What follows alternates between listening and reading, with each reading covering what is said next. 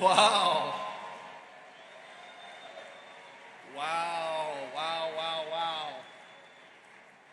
You know, I've been to a lot of Bitcoin conferences, but this is definitely the biggest crowd I've ever seen. Holy cow. So, you know, what's cool about this conference is that it's all about making history. So, you know, we're making history because this is the biggest Bitcoin conference we've ever done. We're expecting 35,000 people to be here today.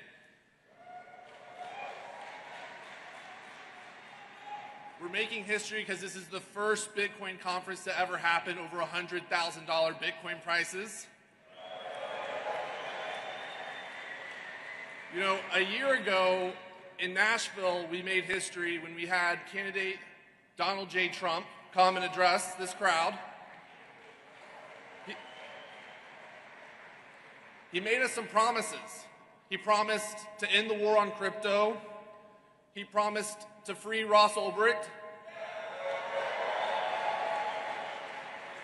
He promised to never sell our Bitcoin. He promised a strategic Bitcoin reserve. And he promised to make America the Bitcoin superpower of the world.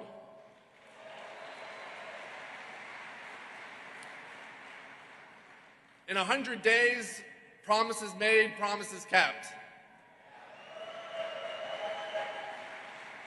And today we get to make a little bit of history this morning by having the first ever sitting Vice President of the United States of America address the global Bitcoin community.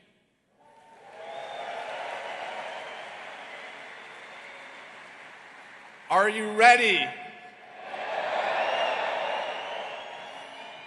With that, join me in welcoming the Vice President of the United States of America, JD Vance.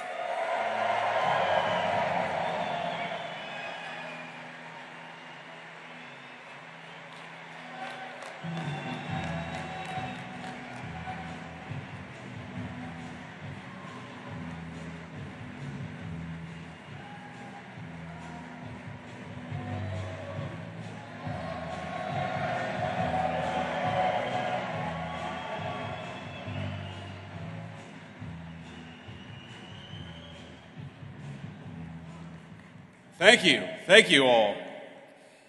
Well, first of all, I want to thank,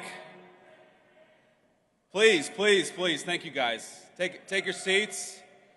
And, you know, the Secret Service is a little bit nervous because I told them these Bitcoin guys really like guns. But they really like the President and Vice President of the United States, too, so I think we're doing okay.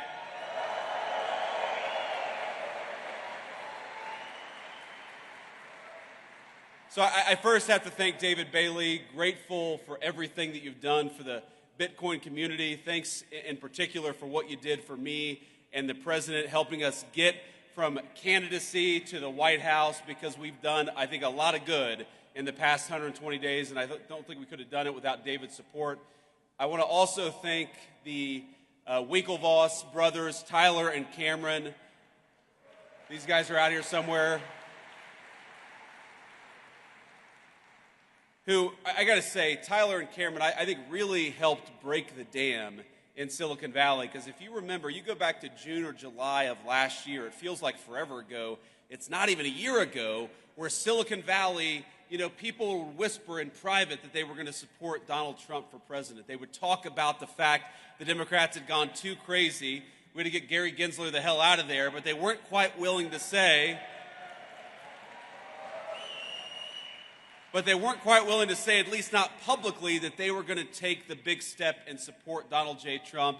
And Cameron and Tyler Winklevoss, I think they were some of the first big names in Silicon Valley to take that step, and a whole host of people followed them. So Cameron and Tyler, thank you for that.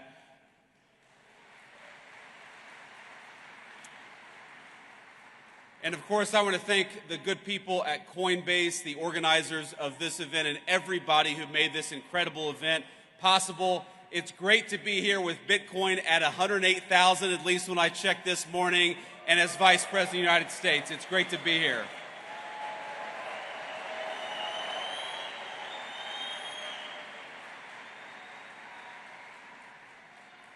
Now, you guys know I get to meet a lot of exciting people in my job, but it's been quite a while since I've been to a conference with this level of energy. I mean, hell, you guys came out here at 9 a.m. after a long night, I'm sure, in Las Vegas. You can't do that without a lot of good energy. But I promise I'm not just saying that to juice my own meme coins.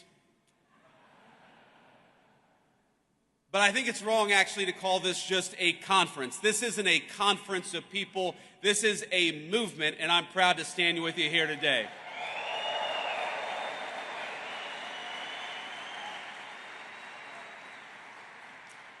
And I think this conference, this movement of people, is where the future of cryptocurrency in this great country gets decided.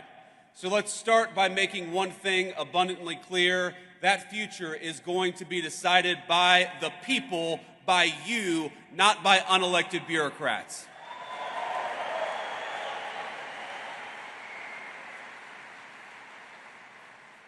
Now, as you all probably know, you've got a star-studded lineup here today, including several of my colleagues in the Trump administration. David, Bo, Hester, I know you're all out there. It's great to be among so many friends and allies. So, I want to speak for just a few minutes about a few things, and I want to talk a little bit about what we've done in the Trump administration. I want to give you a rundown of what this administration is doing on digital assets policy. But I also want to talk about some of the principles that help guide us as we develop this policy. But before that, I want to speak about why I'm personally optimistic about crypto and what it means for the American people. Now, people ask me why I tend to be bullish on the future of innovation in this country. Now, I spent enough time in Silicon Valley to recognize the difference between good tech, technology that boosts our productivity, makes our lives richer, that grounds us in the real world and complements our day-to-day lives. That's the good technology, but there's also some bad technology out there. And when it comes to crypto, I think the last several years have made it clear that we're talking about genuine, ground-up innovation, one that's already improving the well-being of tens of millions of our fellow citizens. I believe it's 50 million Americans own Bitcoin, and I believe that's going to be 100 million before too long.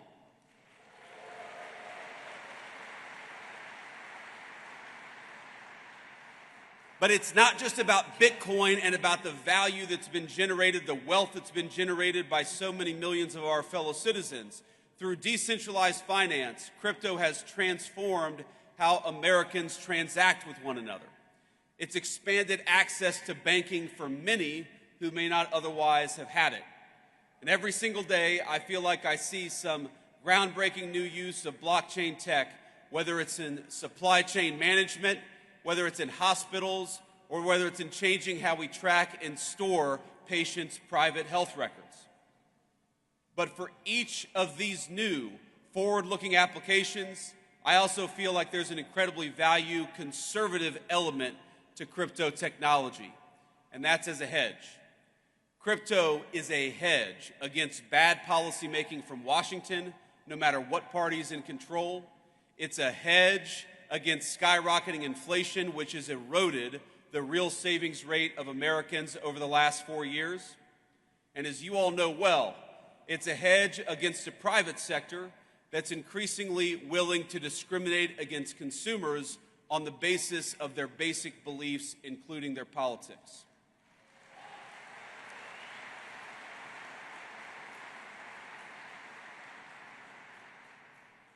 That includes, of course, debanking users for Second Amendment advocacy or for ties to the first Trump administration. In Canada, the government did the same to kill those big truck driver protests in 2022. Less than a week later, they succeeded. The protests were over. But maybe most importantly, I see crypto as a hedge against one of the most dangerous trends in the digital era in both the public and private sectors. And that's of elites who, rather than innovate themselves, prefer to simply take over and co-opt cutting-edge technologies to assert their control over other people.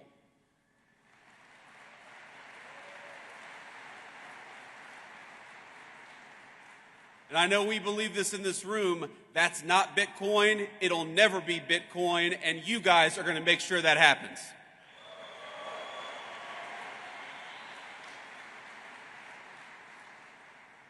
But as you know, there's a new sheriff in town because after 4 years of mistreatment and outright hostility led by Democrat regulators, lawmakers in this country have a choice. Will we lead our nation into a future of financial sovereignty, of innovation, and of prosperity, or will we let unelected bureaucrats and foreign competitors write the rules for us? And I'm here today to say loud and clear, with President Trump, crypto finally has a champion and an ally in the White House.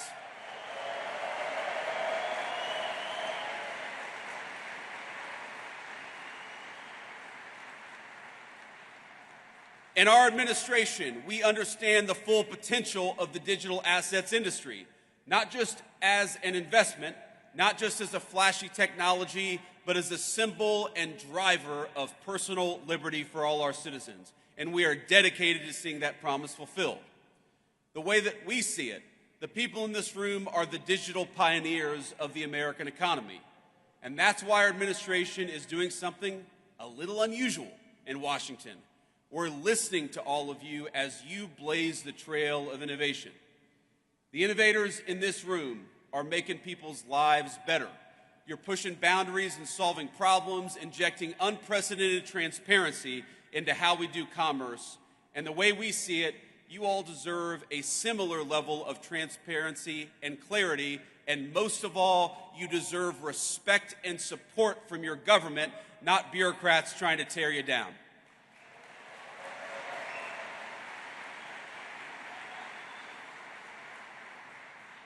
Now that means a few substantive concrete steps, and of course the first and most important of those steps is straightforward. We've got to clean up the wreckage that the last administration left us, and since day one that is exactly what we've been trying to do.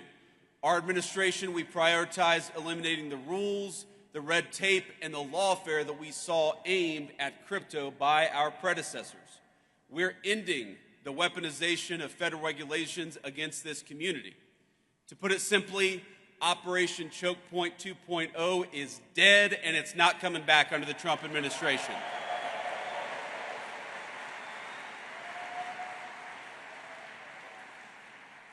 And by the way, it's crazy that was ever even controversial, the idea of using the regulatory power of the government to crush an industry and to crush people who espoused a view that you didn't like. It's crazy, but let my words today serve as Operation Choke Point. Let me serve as its obituary. Now this is my vow to every single person here. You will never see this administration trying to handicap your community or diminish the impact it's had on the economy. Instead, we reject the Biden administration's legacy of death by 1,000 enforcement actions. We reject regulators. Maybe the most important thing that we did for this community, we reject regulators and we fired Gary Gensler, and we're going to fire everybody like him.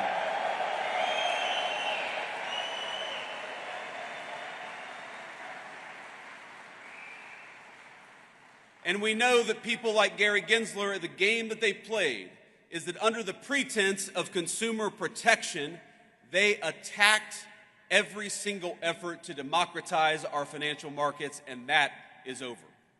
America. I grew up in a working class family. I believe that America is a place where anyone should be able to make a fortune, no matter where you grew up, what degree you may or may not have. And in recent years, I'm hard-pressed to think of a better place to do so than right here in the digital assets industry. Now, our second substantive step is we're trying to create a clear, pro-growth legal framework for stablecoins in this country. And I know we've got some solid allies in Congress. Is Cynthia Loomis out there today, or did she already go home? She already, well, you know, I was supposed to have dinner last night with Cynthia Loomis. We had a little event yesterday, and I looked around, I said, where the hell is Cynthia Loomis? And somebody said, well, she's got a dinner she had to go to. And I said, I'm the vice president. Unless she's having dinner with the president, Cynthia does not have an excuse to skip this event. But we love Cynthia, and I know that she's one of the great advocates for your industry in the United States Congress.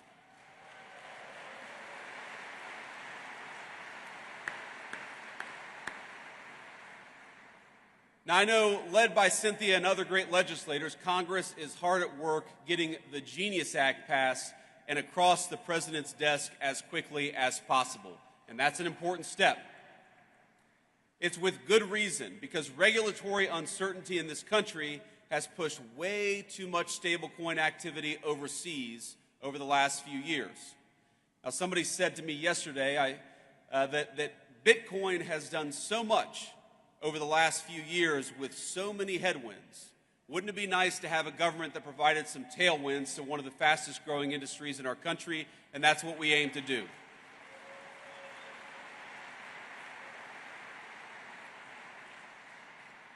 And once the Genius Act is enacted, it's poised to vastly expand the use of stablecoins as a digital payment system for millions of our fellow Americans.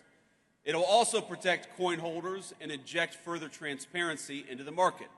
And let me be emphatic on one other point. In this administration, we do not think that stablecoins threaten the integrity of the United States dollar. Quite the opposite.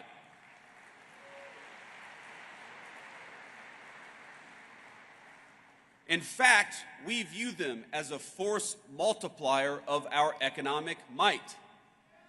Dollar-pegged stablecoins, particularly once Genius is enacted, is only going to help the American economy, and it's only going to help the American dollar. So, again, we're optimistic that the Senate is able to move quickly on passing a clean Genius Act, and for the House to follow up and do the same. And of course, once that happens, our great President Trump will sign it into law the minute it comes across his desk. Now, when that's happened, when the administration will then fully shift to our third priority, which is to enact a transparent and tailored regulatory framework for digital assets, one that's pro-innovation and fully incorporates crypto into the mainstream economy.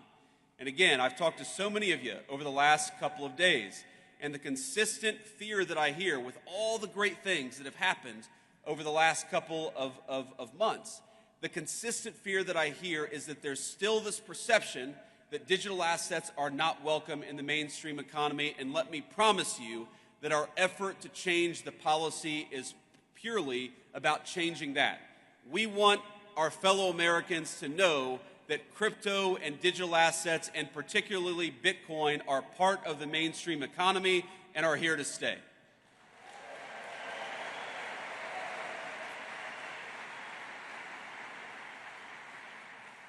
Now, we think the way to do that legislatively, because again, I hope that our party is in charge for a long time, but nothing is ever guaranteed in politics. So the best way to ensure that crypto is part of the mainstream economy is through a market structure bill that champions and doesn't restrict the extraordinary value that Bitcoin and other digital assets represent.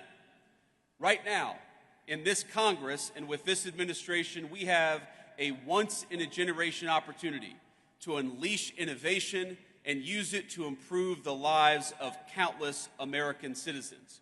But if we fail to create regulatory clarity now, we risk chasing this $3 trillion industry offshore in search of a friendlier jurisdiction, and President Trump is going to fight to make sure that does not happen.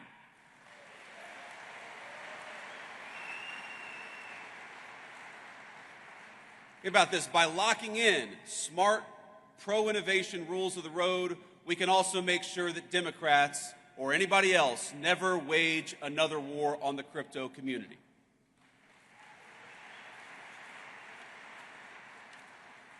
Now, I've already hit my time here, but before I head back to Washington, let me offer you just a few bits of advice and a few thoughts on where this industry is going. This is one politician's perspective, so take it for what it's worth. Maybe a little bit less than one Bitcoin right now. But let me say a few things. First of all, I remember when I ran for Senate the first time I'd ever entered politics back in 2022. And one of the frustrations, honestly, that I had with the crypto community as a person who was one of the only people running for office who actually owned Bitcoin, and I still own a fair amount of Bitcoin today.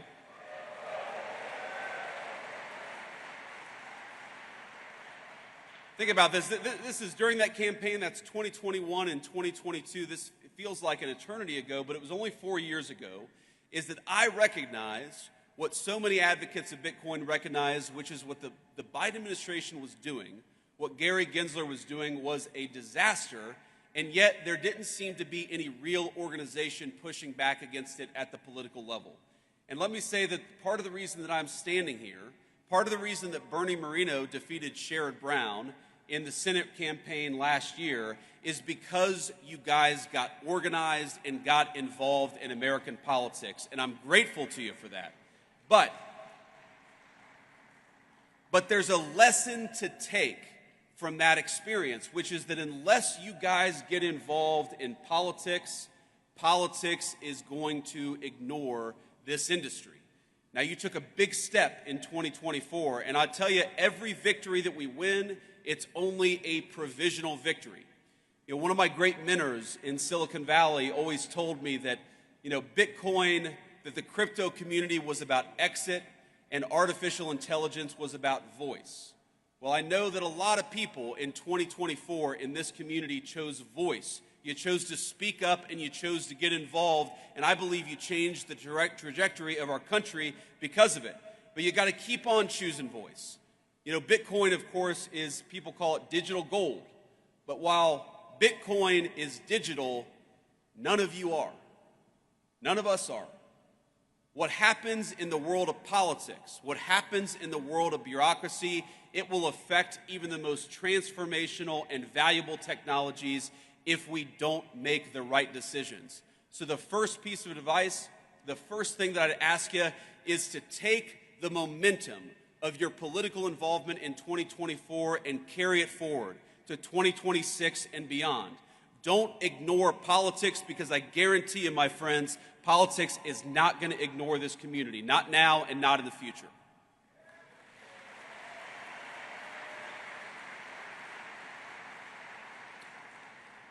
The second thing that I want to toss out there is that we have to start thinking of the long-term strategic implications of Bitcoin. Bitcoin is owned by about 50 million Americans. A lot of Americans have made a lot of money, have created a lot of wealth for themselves, and that's a great thing.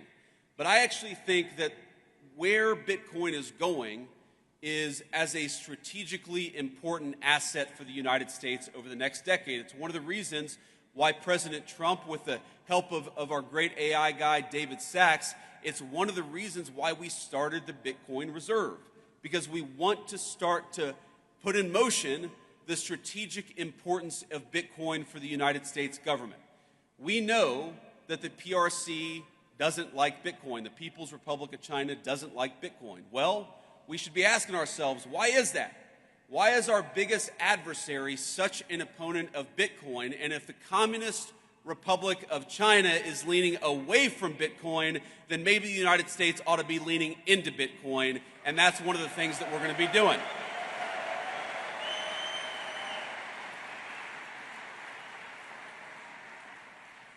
But that's not a vice president standing up here and talking at you. The way that Bitcoin is involved in the strategic future of our country, that's got to be a two-way conversation. And so when I talk about getting involved in politics, one of the things that you guys got to do is continue to give us feedback and continue to tell us the ways in which Bitcoin can play a positive role in the strategic future of this country. I know the Bitcoin Policy Institute is working on this very topic now, but all of you have got to be involved in this conversation, because I don't think any of us want to wake up in a country 10 years from now that is less wealthy and less prosperous because we made bad decisions today. We're going to make the right decisions, but that depends on you guys being part of the conversation. So be part of that conversation. And here's the third thought that I want to leave you with. One of the ways you hear this stated is that crypto is fundamentally a conservative or right-leaning technology, and artificial intelligence is fundamentally a left-leaning or a communist technology. Now, I think that overstates things a little bit in both directions, but there's a fundamental element of truth to it. Now, I haven't been involved in the day-to-day operations of a technology company in about 4 years since I entered politics for the very first time. But what I've noticed is that very smart right-wing people in tech tend to be attracted to Bitcoin and crypto, and very smart left-leaning people in tech tend to be more attracted to AI. Again, that's a gross generalization, it's an overstatement, but there's an element of truth to it. But what I'd ask you all is to remember that what happens in AI is very much going to affect, in good and bad ways, what happens to Bitcoin. And of course, what happens to Bitcoin is very much going to affect what happens in AI. So, while this is certainly a Bitcoin conference, and I know we're all proud of what you guys have accomplished over the last 10 years, my final piece of advice is to make sure you're keeping tabs on and staying involved in what's happening with artificial intelligence, because I don't want Bitcoin to be negatively affected by what happens in AI, and most importantly, I don't want America to be negatively affected by what happens in AI. And the best way to ensure that smart people are at the AI conversation is to ensure that Bitcoin is part of the artificial intelligence conversation. Our administration is committed to it. I want you guys to be committed to it as well.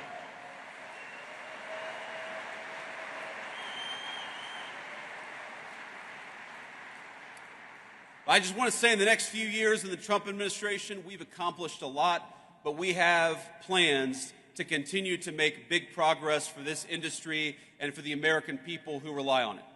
The whole of government, we're going to need your help, we're going to need your guidance, we're going to need your encouragement, and at times, yes, because this is politics, our politicians are going to need your pressure. So, have fun this week, but keep the pressure up.